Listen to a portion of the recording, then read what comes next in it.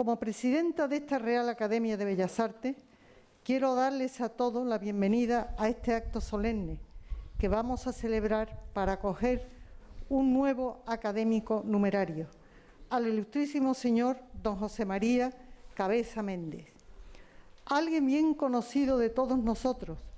pues ha desempeñado con anterioridad el cargo de correspondiente por la ciudad de Carmona y ya como tal solía asistir con regularidad a las sesiones plenarias para dejar oír su voz. Pasa ahora a ser numerario para ocupar el sillón que antes que él han ocupado personas tan ilustres y que tanto hicieron por Sevilla, como Manuel Delgado Brackenbury, Joaquín Romero Murube y José Guerrero Lobillo. Delgado Brackenbury enriqueció la ciudad con esculturas tan conocidas como las de la entrada a la exposición de 1929, la fuente de la Puerta a Jerez o la de la fachada del Museo Arqueológico junto al Collat Valera. Romero Murube devolvió al Alcázar la categoría poética que tuvo en tiempos del rey Al-Mutamid, y Guerrero Lobillo difundió el conocimiento de las bellas artes desde su cátedra en la universidad. Y con los tres tiene puntos de contacto el nuevo académico, pues como fuera Guerrero Lobillo, ha sido y sigue siendo profesor en la universidad, difundiendo el conocimiento de las bellas artes, por lo cual mereció que la Escuela Técnica Superior de Ingeniería de la Edificación le entregara en su día la insignia al mérito docente y de que sea en la actualidad vocal de Arquitectura, Ingeniería y Defensa del Patrimonio Histórico-Artístico en el Ateneo de Sevilla. Como Delgado Brackenbury, también él se ha preocupado de enriquecer el patrimonio artístico de nuestra ciudad, colaborando en la restauración de algunos de sus monumentos más importantes, la catedral y sus giraldas, la muralla con algunas de sus principales torres y puertas, de algunos pabellones de la exposición del 29, excelentes trabajos por lo que obtuvo el Premio Nacional de Restauración y Conservación de Bienes Culturales y el primer premio a la defensa, custodia y promoción del legado de la exposición iberoamericana. Y como Romero Murube, en la dirección del Patronato del Alcázar, siendo el principal alentador de las excavaciones y prospecciones arqueológicas que en él se han realizado durante los últimos años y que han llevado no solo al mejor conocimiento del pasado romano y prerromano de la ciudad, sino también el descubrimiento de los restos magníficamente conservados de lo que pudo ser el palacio del rey Al-Mutamid, el rey poeta desterrado en Marruecos, que desde allí siempre añoró la belleza del Alcázar sevillano, el cual, pasados los años, habían de mantener Romero Murube y también José María Cabeza. El nuevo académico será sin duda un digno sucesor en el sillón de tan notables antecesores. Por la nueva entrada doy la enhorabuena porque se enriquece esta institución. Y con nuestra enhorabuena otra vez para él y su nombramiento, deseando a todos una fecunda y larga estancia en esta academia, le doy la bienvenida a él y a todos vosotros que estáis aquí. Muchas gracias.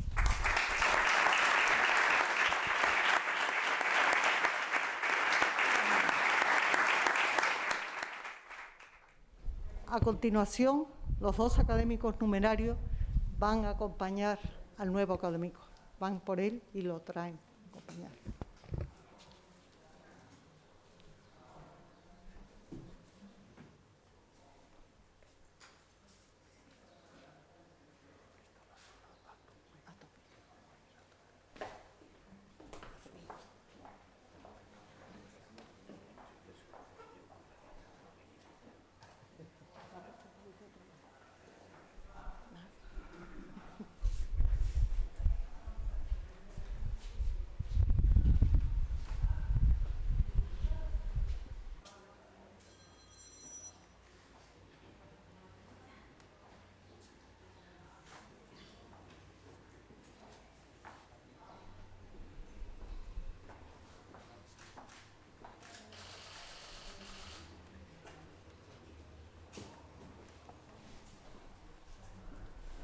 pleno electoral celebrado el día 26 de enero del corriente año 2021,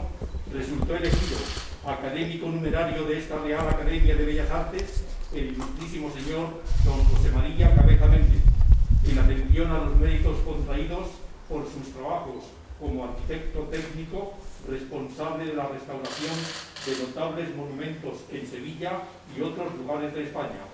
de todo lo cual, como secretario general, doy fe. A continuación, don José María Cabeza procederá a la lectura de su discurso de ingreso, titulado La transformación urbana de Sevilla en el siglo XX. Tiene la palabra. Excelentísimos e ilustrísimos señores académicos,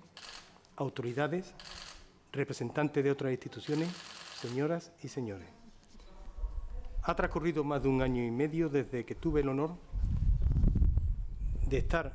en este estrado para dar lectura a mi discurso sobre la historia y evolución de los aparejadores con motivo de mi toma de posesión como académico correspondiente en la ciudad de Carmona,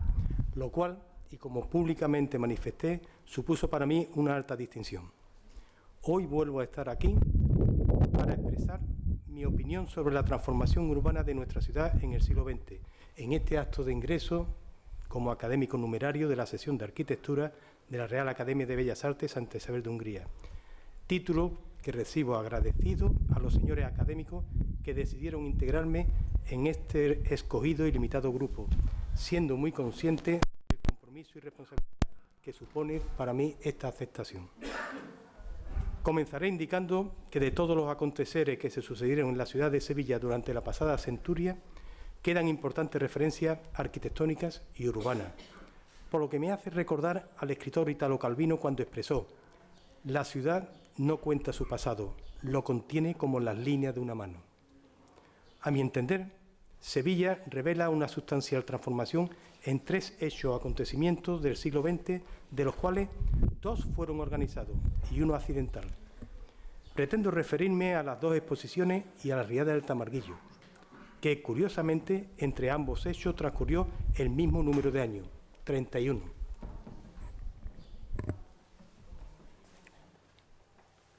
Recordemos que la exposición iberoamericana se inaugura el 9 de mayo de 1929 y se clausura el 21 de junio de 1930. La rotura del muro de contención del arroyo Tamarguillo se produce el 25 de noviembre de 1961 y finalmente el 20 de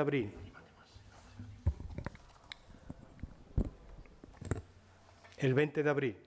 de 1992 se inaugura la Exposición Universal. Resumiendo, 1930, 1961, 1992. Comencemos por la exposición iberoamericana. La idea de celebrar una exposición en Sevilla, surgida a comienzos del siglo XX, permitiría agilizar una serie de obras y de proyectos de ensanches previstos desde la segunda mitad del siglo XIX, que modificaría la fisonomía urbana de la ciudad, si bien gran parte de estas reformas abordarían los tres factores básicos que originaban la grave situación de insalubridad existente por aquella época: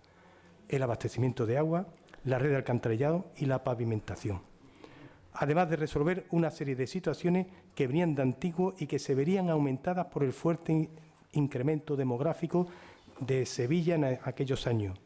En 1900, la ciudad contaba con 148.315 habitantes. En 1930, 228.729. Aparte de las cuestiones ya indicadas, existían problemas que unas veces constituían la causa y otras el efecto de las difíciles circunstancias políticas, sociales y económicas de aquellos tiempos, como la necesidad de vivienda, el subdesarrollo cultural, la mendicidad, etc. En general, debemos reconocer que la exposición de 1929 favoreció las mejoras urbanas de una ciudad anclada en el pasado, además de la municipalización de los servicios esenciales, la construcción de nuevas escuelas, el avance en las condiciones de higiene, la limpieza pública y la implantación del novedoso transporte público con la red de tranvías eléctricos. Conviene recordar que hasta entonces el urbanismo sevillano mantenía el criterio decimonónico de alineaciones. Jamás se mencionaron los planes de urbanismo porque lo imperante se reducía a las reformas urbanas, que en su vertiente legal se ajustaron exclusivamente al aspecto fiscal. Por ello, podemos afirmar que la exposición iberoamericana supuso para nuestra ciudad la urbanización de la primera zona periférica contemplada bajo criterios racionales, emanado fundamentalmente de la moderna concepción técnica del urbanismo. Con una u otra posibilidad, el caso es que la exposición a lo largo de su proceso de 20 años generó un muy importante conjunto de reformas urbanas y de obras conexas en la ciudad, como el adoquinado y alumbrado de un gran número de calles, la creación de espacios libres y jardines urbanos, nuevas alineaciones y parcelaciones de la trama urbana, construcción de barriadas residenciales como Nervión, Porvenir o Heliópolis y la ampliación de la red de mataderos y mercados municipales, entre otras importantes actuaciones, donde también cabe destacar la alineación de la actual Avenida de la Borbolla, el derribo del exconvento de San Pablo para apertura de 2 calles, la demolición de casas adosadas en la calle San Fernando para ensanche de esta semejante al ya realizado en la calle Mateo Gago, nueva calle entre las iglesias de Santa Marina y San Julián, etcétera, etcétera. Son, pues, una muestra de la tendencia urbanística por aquella fecha en nuestra ciudad. Igualmente, surgen núcleos, o como núcleo de población, el barrio León, el Cerro del Águila y el Tiro de Línea, para alojar a una gran cantidad de inmigrantes atraídos por el trabajo que estaba generando la exposición. Esta inmigración provenía fundamentalmente de la provincia de Cádiz, Córdoba, Huelva y Badajoz, además de pueblos de la propia provincia de Sevilla que llegaban huyendo de la miseria que estaba desolando en ese momento el campo andaluz. Respecto al certamen, debemos indicar que se situó en la zona sur del recinto urbano de la ciudad desde el mismo momento que se formula la idea de la celebración del evento. Concretamente, el 25 de junio de 1909, cuando Luis Rodríguez Caso hace público en Capitanía General su primer bosquejo de la exposición, proponiendo 2 enclaves en el sector sur. Uno,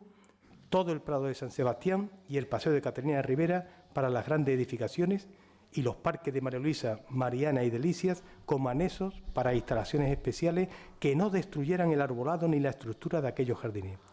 Otro, todas las tierras de labor y huertas situadas en uno y otro lado del Paseo de la Palmera, para las grandes edificaciones y los parques y jardines antes citados para las instalaciones especiales como anexos y en análoga forma al caso anterior.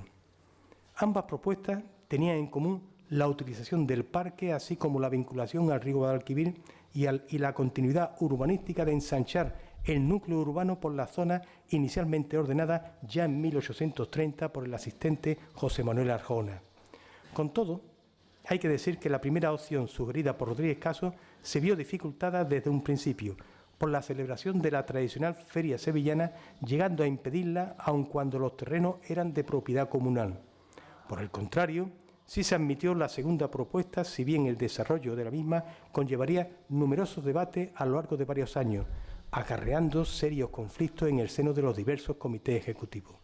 De cualquier forma, y a pesar de las continuas polémicas suscitadas, conviene puntualizar que nunca se llegó a concebir el certamen fuera del sector sur de la ciudad.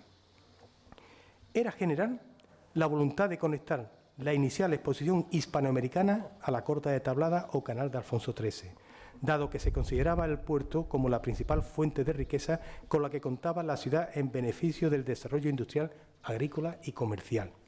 También el deseo de enclavar el certamen en unos terrenos con pocos propietarios para así agilizar las expropiaciones y reducir al mínimo la gestión urbanística del comité. Centrándonos en el área donde se situó el certamen, conviene señalar que las aproximadamente 150 hectáreas que ocupó el recinto no se llegaron a urbanizar de forma simultánea, sino, al igual que sucediera con la organización del certamen, fue tratándose y acometiéndose sucesivamente con más o menos eficacia, pero siempre bajo las directrices originales enmarcadas entre el parque y la Corta de Tablada. De ahí que la primera tarea en importancia que emprendiera el comité fuera la reforma del Parque de María Luisa, cuyo proyecto redactado por Jean-Claude Nicolas Forestier es la primera obra que se concluye para continuar luego con las operaciones urbanísticas, donde cabe destacar la consecución de la avenida de Reina Victoria o La Palmera, como actualmente se le conoce,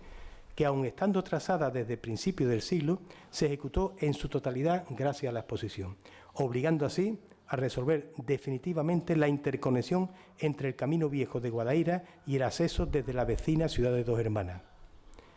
En 1913, el Comité Ejecutivo aprobaría el proyecto de las primeras edificaciones que se ubicaron en una parte de la zona conocida como Huerta de Mariana y que Aníbal González, autor del proyecto y que más adelante sería conocido como el arquitecto de la exposición, denominaría Plaza de América.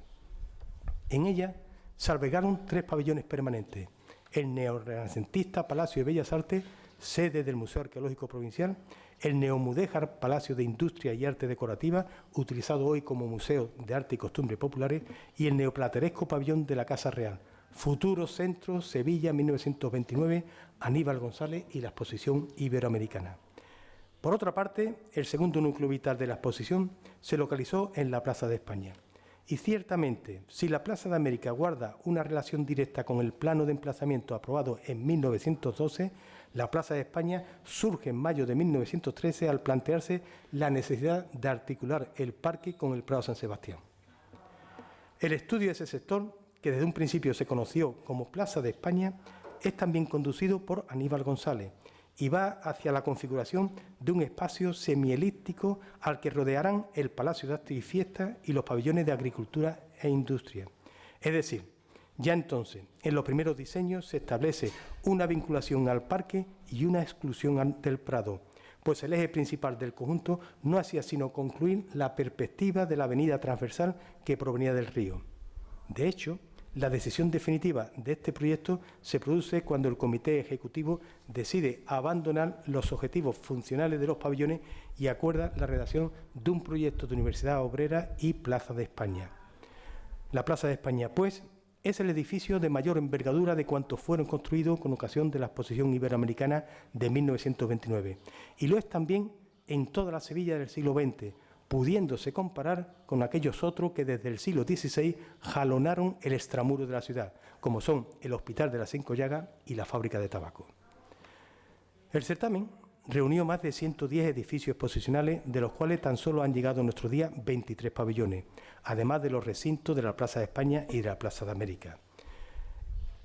Sin embargo, y a pesar de esta desaparición edilicia de más de 80 pabellones, que ciertamente creemos que se pudo haber evitado, no se afectó a la red viaria e infraestructura urbana que fuera trazada y ejecutada para el evento, ya que han seguido prestando servicios con sus adecuaciones técnicas correspondientes.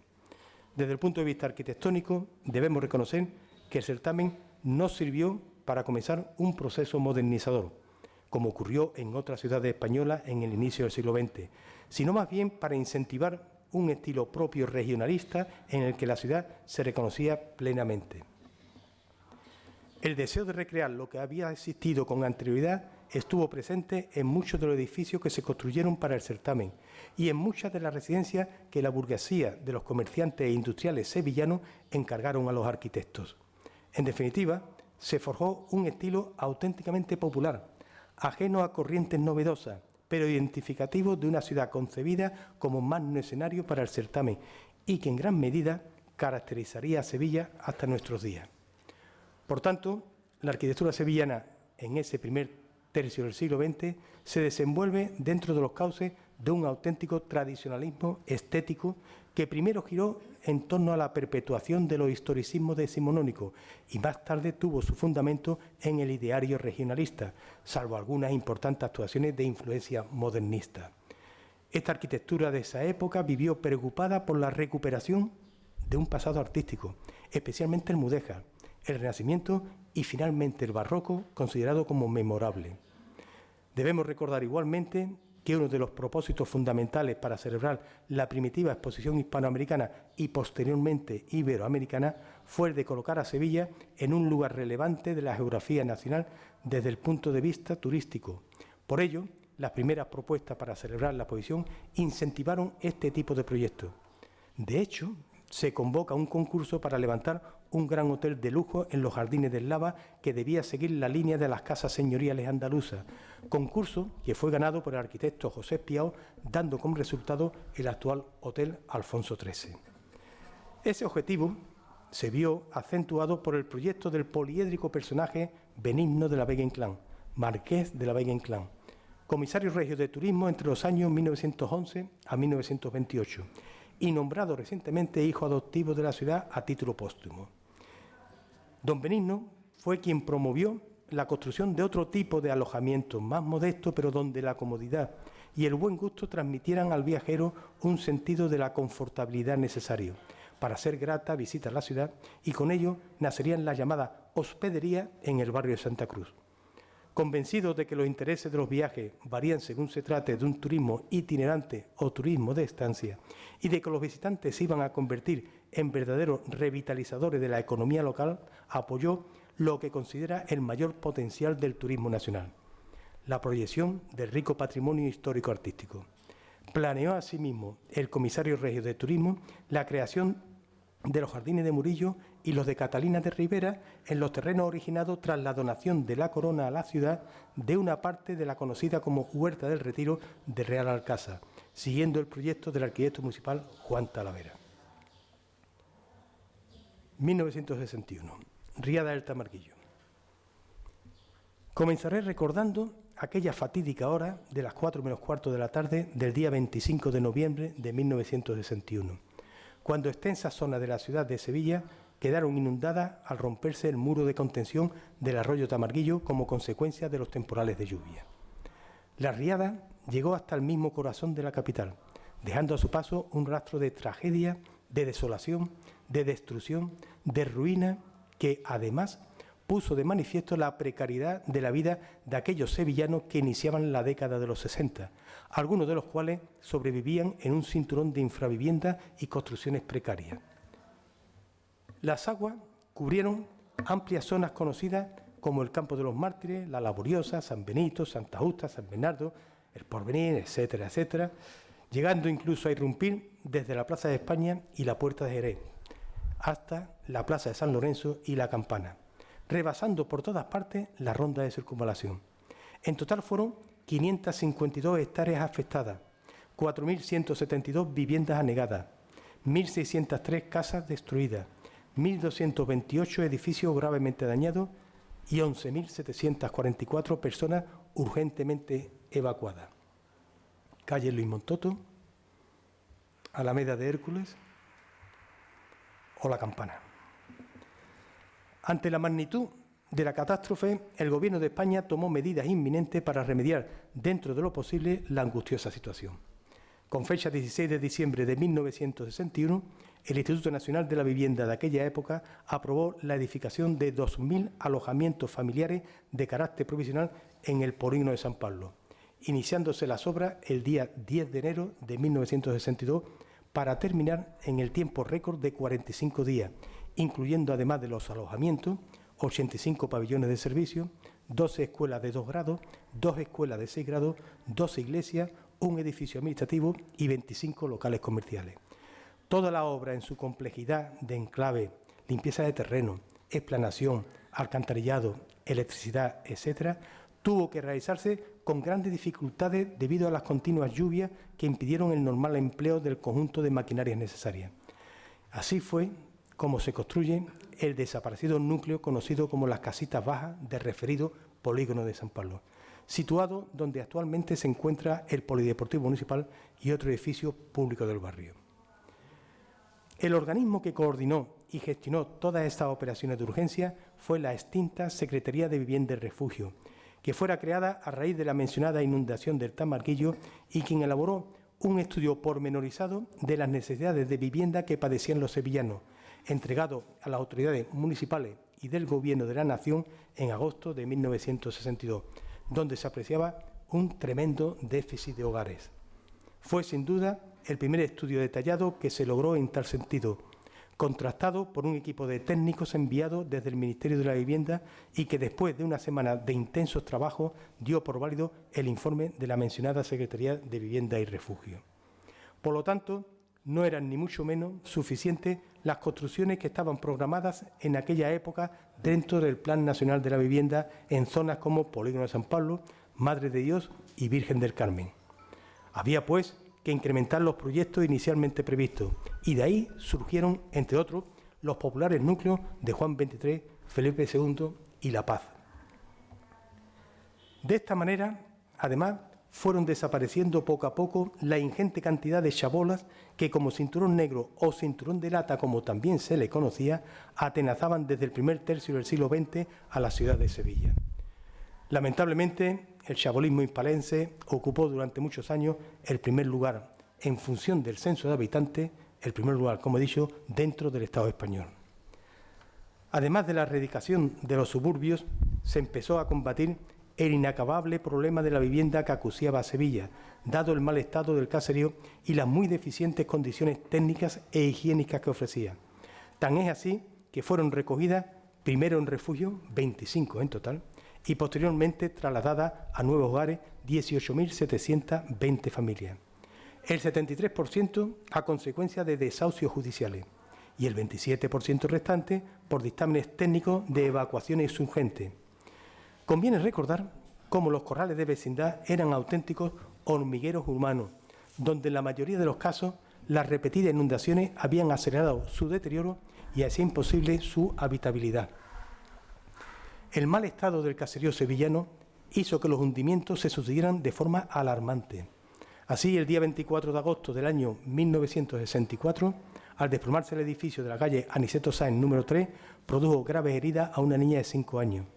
El 4 de noviembre de ese mismo año, el hundimiento producido en la calle Redes número 11 ocasionó la muerte de una joven de 18 años y grave herida a un hombre mayor.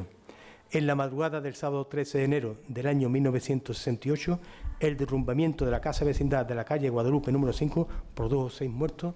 y así podemos seguir de una manera casi interminable. Esa era la Sevilla de las inundaciones y de los hundimientos,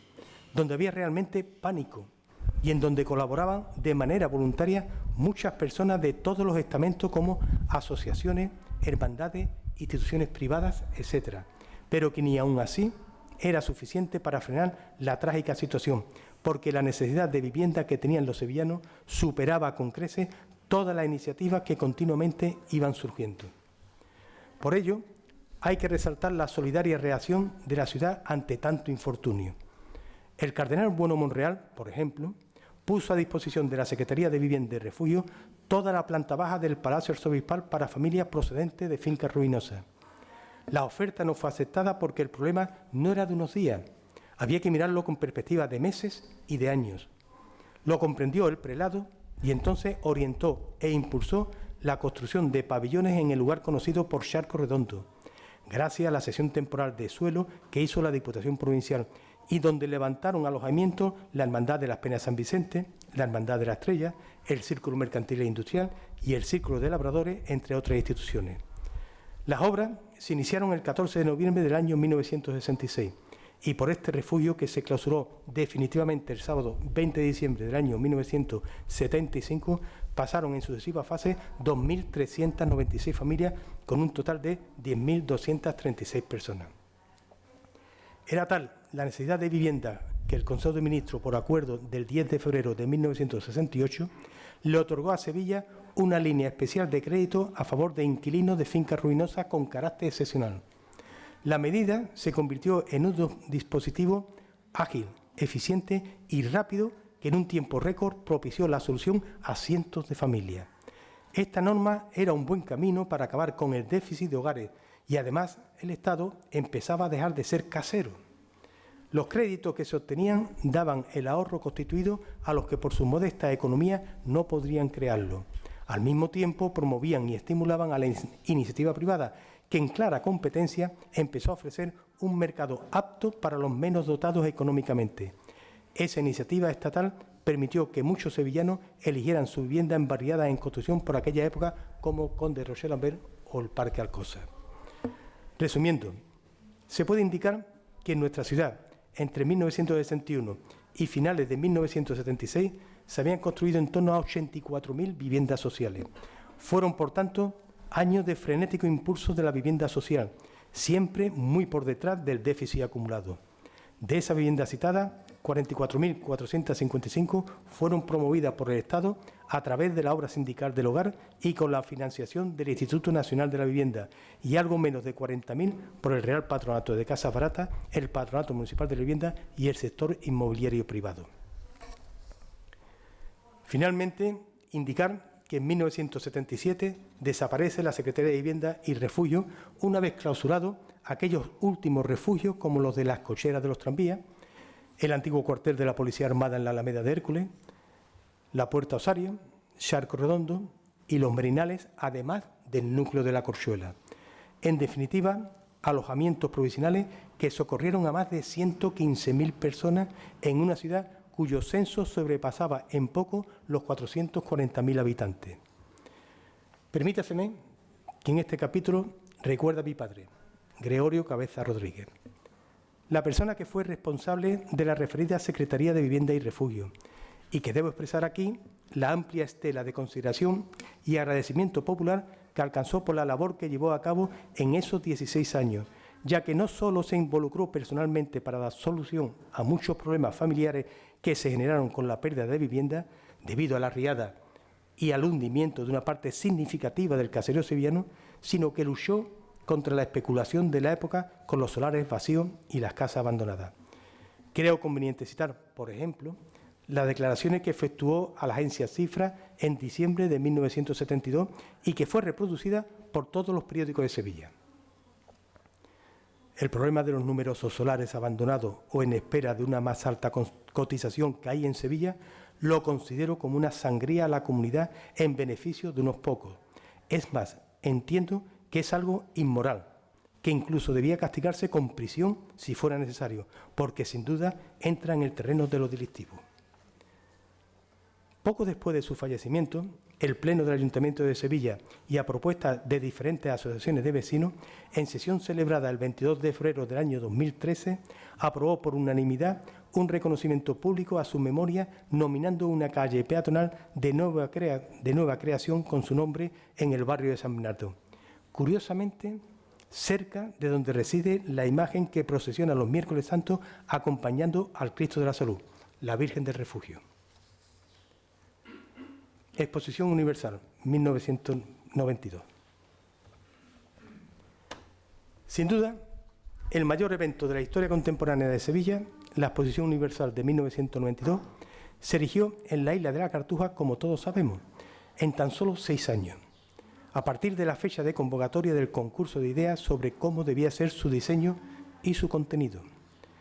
Recordemos que surgió en los primeros años de nuestra democracia, deseosa de romper con el pasado y mostrar al mundo una imagen de un país renovado, moderno y que miraba al futuro.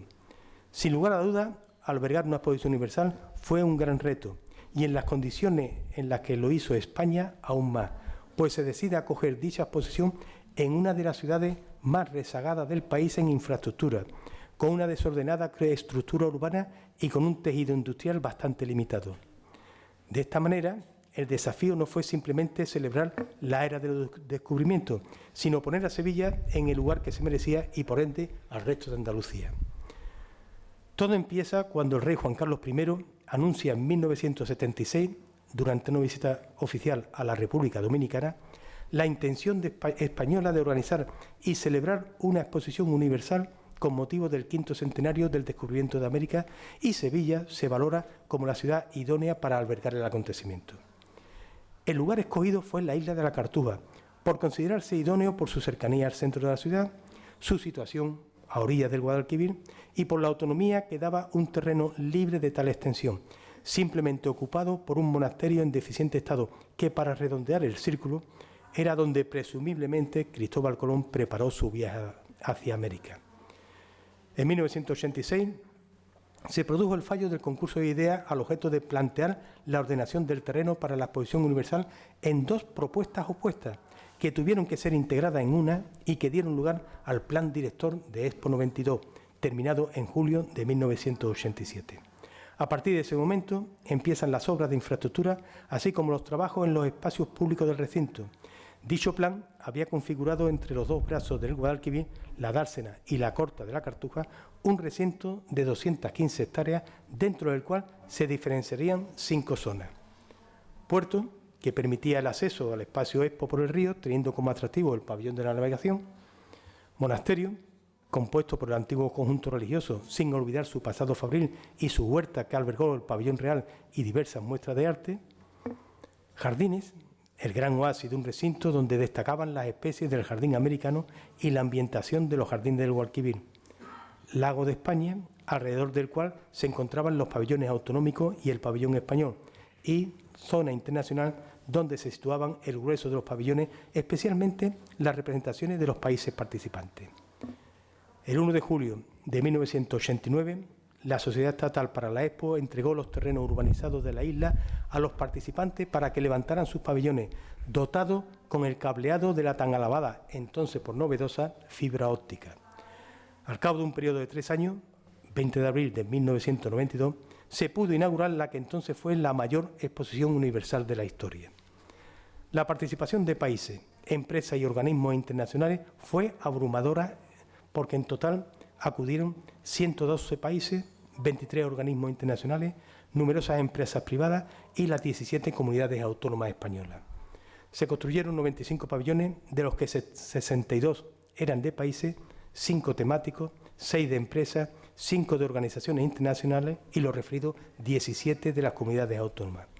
Pero la Expo 92 no solo supuso obras y actuaciones en la isla de la Cartuja, dado que para su desarrollo era imprescindible un proceso modernizador tanto del resto de la ciudad como de Andalucía.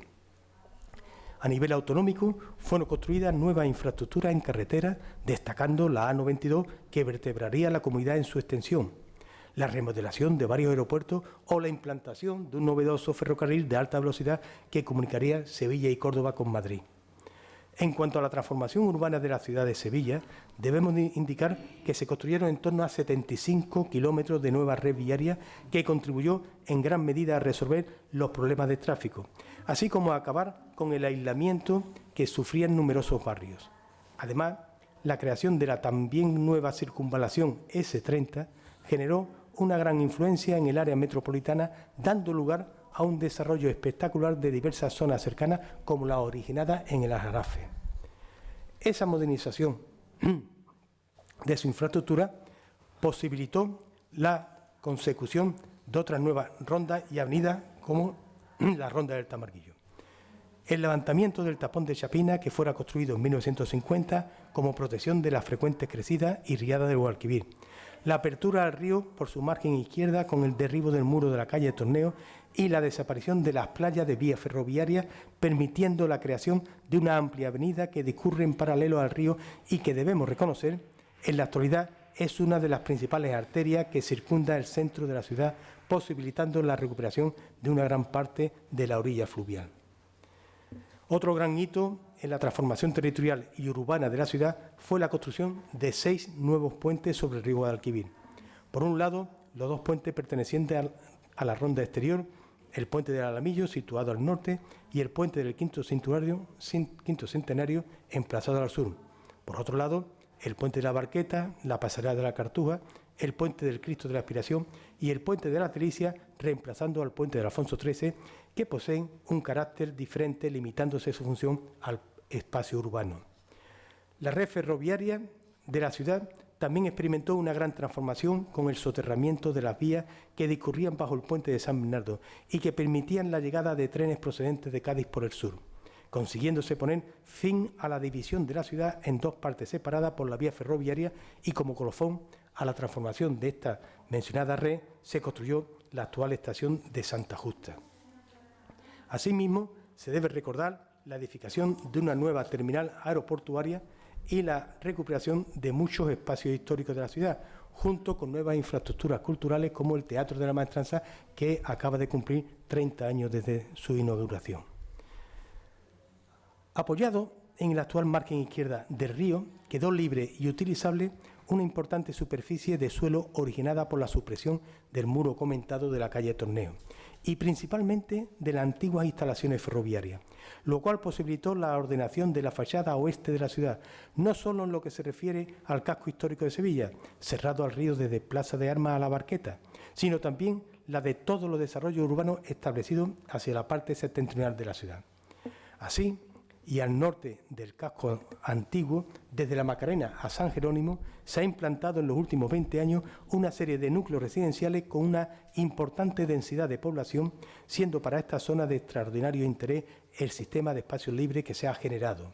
Al mismo tiempo, la liberación de suelos urbanos correspondiente a la Plaza de Armas significó no solo resolver problemas funcionales de acceso, sino conformar un dispositivo urbano de alto nivel en un emplazamiento que debemos reconocer como privilegiado.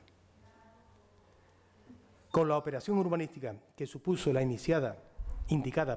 Exposición Universal, podemos fácilmente apreciar y reconocer que no se limitó a actuaciones concebidas en su propio recinto de la isla de la Cartuja, sino que consiguió que la nueva dársena se valorara como una pieza urbana, expresión de su propio valor específico, que hay que considerar como un hecho altamente positivo para el devenir de la ciudad. Por todo lo anteriormente expuesto, creo que debemos resumir que la transformación de la ciudad de Sevilla durante el siglo XX, tanto la Exposición Iberoamericana de 1929 como la Exposición Universal de 1992 y muy especialmente esta última, han sido el pretexto y la ocasión idónea para emprender grandes obras y ambiciosas propuestas de evolución urbana, así como para crear o renovar infraestructuras, dotar de equipamiento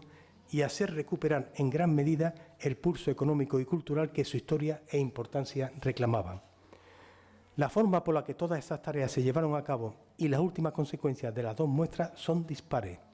como también son considerables las diferencias existentes entre los procesos de gestación y desarrollo de ambas exposiciones. La exposición iberoamericana se despliega desde lo local hacia lo estatal, mientras que la exposición universal se inicia en el Estado para culminar en lo local y autonómico. A mi parecer, solamente tuvieron en común su ubicación, las dos márgenes del río Guadalquivir. Por su parte, la riada del Tamarguillo supuso igualmente una decisiva transformación de gran parte del caserío antiguo de la ciudad, que no ofrecía las mínimas condiciones de habitabilidad ni de seguridad en muchos casos, posibilitando la creación de nueva barriada que permitió acoger a una muy considerable población sevillana en vivienda digna, debiendo reconocer que también supuso erradicar antiguas tradiciones vecinales. Podemos concluir por ello que estos tres acontecimientos del siglo XX originaron en la ciudad de Sevilla una sustancial evolución morfológica, si bien la riada del Tamarguillo causó, además, una importante transformación sociológica. El escritor Antonio Burgos testimonió: la Sevilla intramuros dejó de tener barrios populares, surgió la Sevilla de la barriada. Tras la desgracia de un día, Sevilla avanzó lustro. La Sevilla que vivimos es consecuencia directa de aquel día. Pobre ciudad, que solo cambia a golpe de exposiciones o de desgracia. Así al menos fue durante el siglo XX. Confiemos que la presente centuria se rija por otros cánones más próximos a la racionalidad, desde un profundo conocimiento de la ciudad y de su natural evolución urbana. Muchas gracias.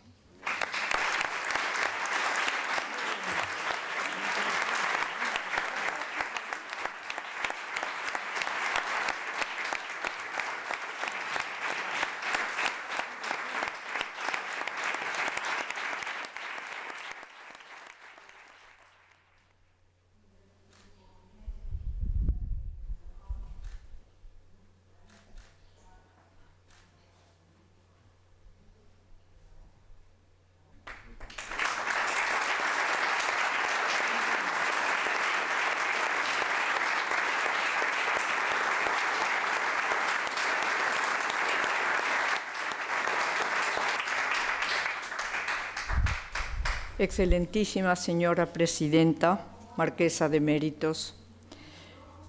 ilustrísimas e ilustrísimos señores académicos, excelentísimas e ilustrísimas autoridades, señoras y señores. La llegada de un nuevo compañero y buen amigo es siempre motivo de alegría, marcada esta por el signo que impone la personalidad de quien llega.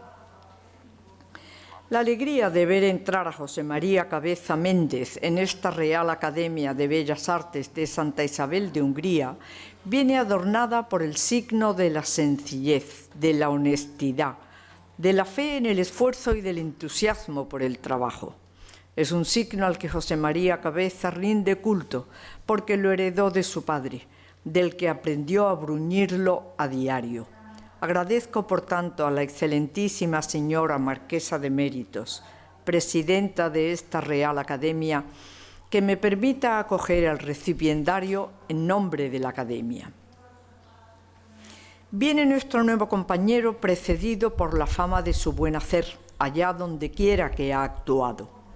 Del elevado concepto en que tiene a su profesión, dio prueba en el elogio del aparejador, pronunciado en esta Real Academia con motivo de su ingreso en ella como académico correspondiente en el año 2019. La labor del aparejador, personaje omnipresente en una obra, quedó allí glosada en todos sus extremos, así como la evolución que necesariamente ha experimentado con el tiempo, de la que es prueba la designación actual de arquitecto técnico. La formación de José María Cabeza en las lides del ejercicio profesional ha sido sólida y concienzuda, de ahí que nada se le escape de los secretos de la construcción, de los entresijos numerosos y complejos que lleva el reto de edificar. Así lo proclaman las más de 350 obras en las que ha participado, repartidas entre Sevilla, Carmona, La Rábida, Almonaster, el puerto de Santa María, Montoro, Écija, Baeza. Lugar de honor concedo a Itálica, por ser allí donde se forjó nuestra amistad y donde aprendimos mucho, guiados por un gran arquitecto, Alfonso Jiménez Martín, director entonces del proyecto de restauración del Teatro de Itálica.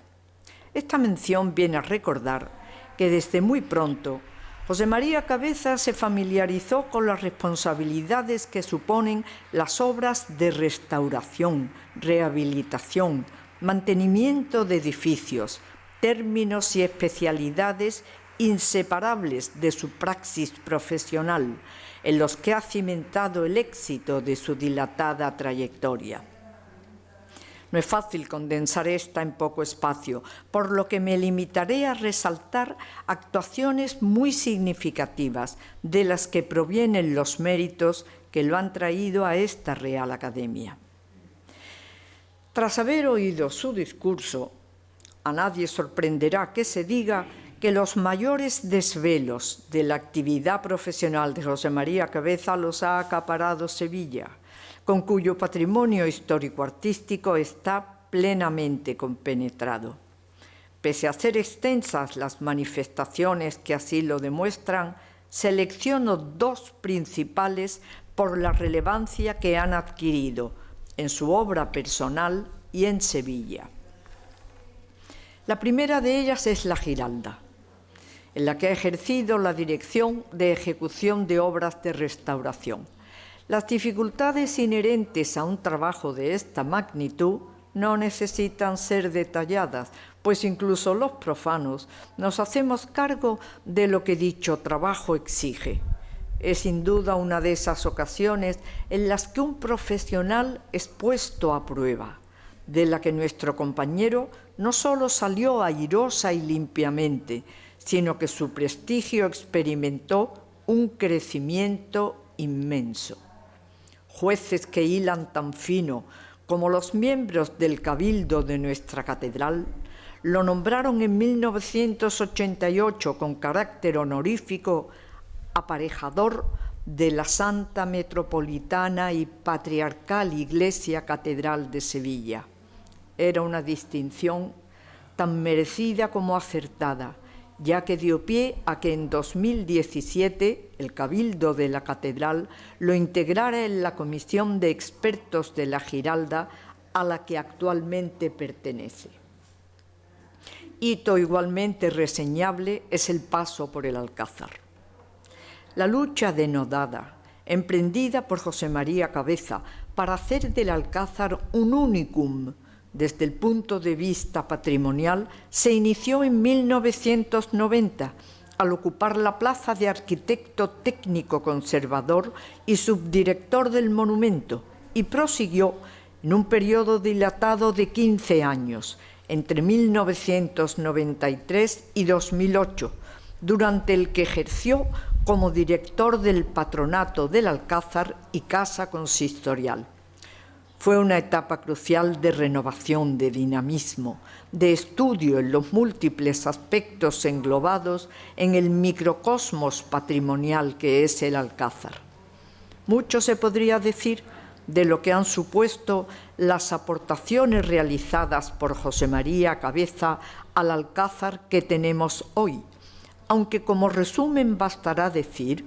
que el haber fomentado el concepto del alcázar como objeto de estudio dinámico y evolutivo, además de como bien patrimonial de belleza inconmensurable, fue uno de los méritos decisivos para que el Ministerio de Educación, Cultura y Deporte pusiera el punto de mira sobre la labor de rehabilitación y conservación de José María Cabeza, y para que lo distinguiera en el año 2014 con el Premio Nacional de Restauración y Conservación de Bienes Culturales, a lo que se sumaba el peso de una larga trayectoria y la serie de aportaciones excepcionales a la conservación del patrimonio cultural por él realizadas. No faltaba en esa trayectoria la experiencia en los campos de la docencia y de la investigación universitaria,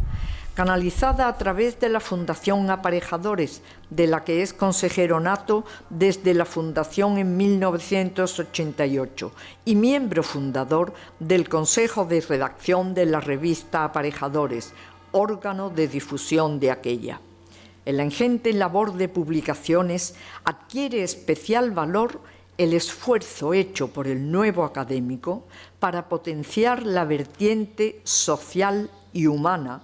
implícita en la edificación y en la construcción,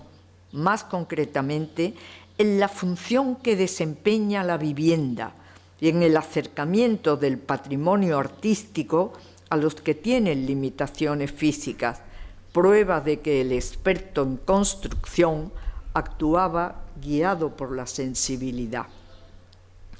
La sencillez y la modestia que acompañan a José María Cabeza lo llevan a pasar de puntillas por la serie de premios y distinciones con los que se ha distinguido a su persona y a su obra. Son numerosos y suponen la legítima satisfacción del reconocimiento a sus méritos, a su esfuerzo y a su trabajo, pero si alguno le merece especial estima, es el galardón precioso de hijo adoptivo de la ciudad de Carmona, recibido en 2017 a causa de vínculos familiares antiguos y estrechos. Todo esto dice y enseña mucho sobre José María Cabeza, pero dice y enseña más el discurso que acaba de pronunciar, en el que nos ha mostrado su visión de Sevilla en 3 momentos cruciales de la historia contemporánea de la ciudad. Avances y deficiencias de los respectivos proyectos han sido enjuiciados de modo crítico y ponderado, de donde su interés para el lector. De hecho,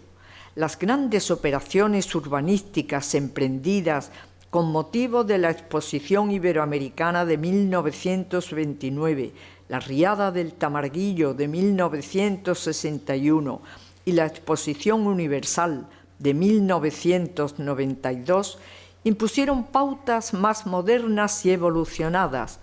aunque adosadas a la evolución vinieron las grandes lacras de las ciudades modernas, entre las cuales el chabolismo y la especulación. No faltaron voces de denuncia contra ellas, entre las cuales sonó valiente y clara desde la Secretaría de Viviendas y Refugios la de Gregorio Cabeza, padre de nuestro querido académico, actitud que le granjeó la admiración y el agradecimiento de un gran número de sevillanos. Merecido fue el homenaje que se rindió a su memoria por iniciativa de diversas asociaciones de vecinos y respaldada por el Pleno del Ayuntamiento de Sevilla, cuando en 2013 se rotuló con su nombre una calle del barrio de San Bernardo. Hace muy bien el hijo en dar cabida al nombre y al ejemplo de su padre en esta ocasión solemne, en la que rememora la historia de una Sevilla que Gregorio Cabeza contribuyó a mejorar. El recorrido del discurso de José María Cabeza tiene, entre otros aciertos, el demostrar cómo, tras haber orientado la brújula al sur en la exposición iberoamericana, como si de una nueva aventura de cara al Nuevo Mundo se tratara, Sevilla viró hacia el norte en la Expo 92, atenta a la llamada de Europa y en diálogo con ella, como correspondía a la nueva época histórica y política a la que España se había anclado y a la que Sevilla sirvió de estandarte. Entre esas dos ocasiones jubilosas se sitúa el mazazo de la Riada, la rotura del dique que arrasó a Sevilla, pero que despertó la conciencia social de la ciudad, la hizo más solidaria y le permitió crecer en superficie y en sentido de la responsabilidad cívica. La calidad del discurso elaborado por José María Cabeza es prueba de lo mucho que sus conocimientos, experiencia profesional y categoría humana aportan a esta Real Academia, que lo acoge con alegría y lo necesita. Para pertenecer a ella como miembro numerario, sus méritos lo avalan sobradamente y con ellos basta. Pero con toda modestia me permito proclamar públicamente mi testimonio de admiración a su persona y a su obra, así como felicitar a la Real Academia de Bellas Artes de Santa Isabel de Hungría por haberlo incluido en sus filas. A él lo felicito efusivamente, como sé que más le gustará, con el compromiso firme de trabajar juntos por la Academia y por Sevilla. Gracias, señora presidenta.